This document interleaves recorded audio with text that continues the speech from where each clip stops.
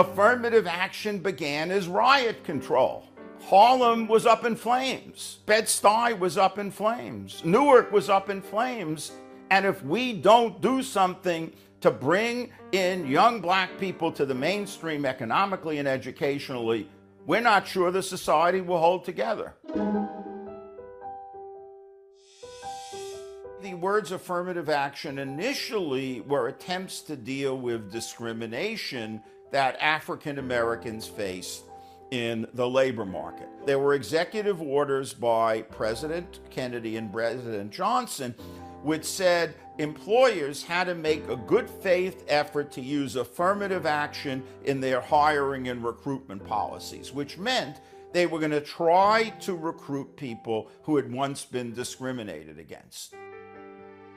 I have some very sad news for all of you, and that is that Martin Luther King was shot and was killed tonight in Memphis. After the assassination of Dr. King, there were riots in 60 American cities simultaneously.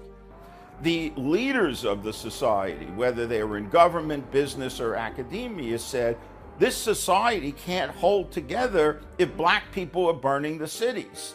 And they're burning the cities because they feel excluded. So we've got to bring them into our workplace. We got to bring them into our educational institutions. We got to let them feel that they have a stake in the society. It was a very effective response to urban unrest. Hundreds of thousands of people being hired by major corporations who wouldn't have been hired. You had colleges admitting large numbers of black students who previously only admitted a handful. It really changed the country. But it wasn't done because of a sudden burst of conscience.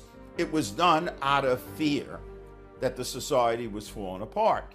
And when the fear passed, the sense of urgency about recruiting those large numbers of people started to dissipate as well.